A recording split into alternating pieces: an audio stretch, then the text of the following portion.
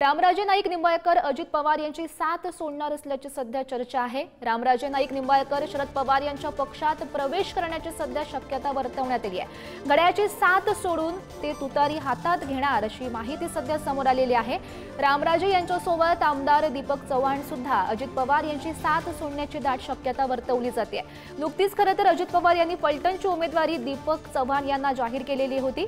रामराजे यांनी आज पलटणमध्ये कार्यकर्त्यांचा मेळावा बोलावलेला होता। कार्यकर्त्यांसोबत चर्चा करून निर्णय घेणार असं रामराजे म्हणतात। महत्त्वाची आणि मोठी बातमी आपण खरं तरी पाहू शकतो। अजित पवार यांना हा मोठा धक्का म्हणावा लागेल, कारण रामराजे नाईक निंबाळकर हे अजित पवार यांची साथ सोडणार असल्याची सध्या चर्चा रंगू लागलेली आहे।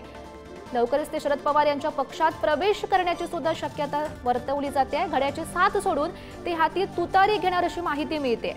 सोबतच रामराजे यांच्यासोबत आमदार दीपक चव्हाण सुद्धा अजित पवार यांची साथ सोडणार असल्याची माहिती मिळते। नुकतीच खरं तर अजित पवार यांनी पलटणची उमेदवारी दीपक चव्हाण यांना जाहीर केलेली होती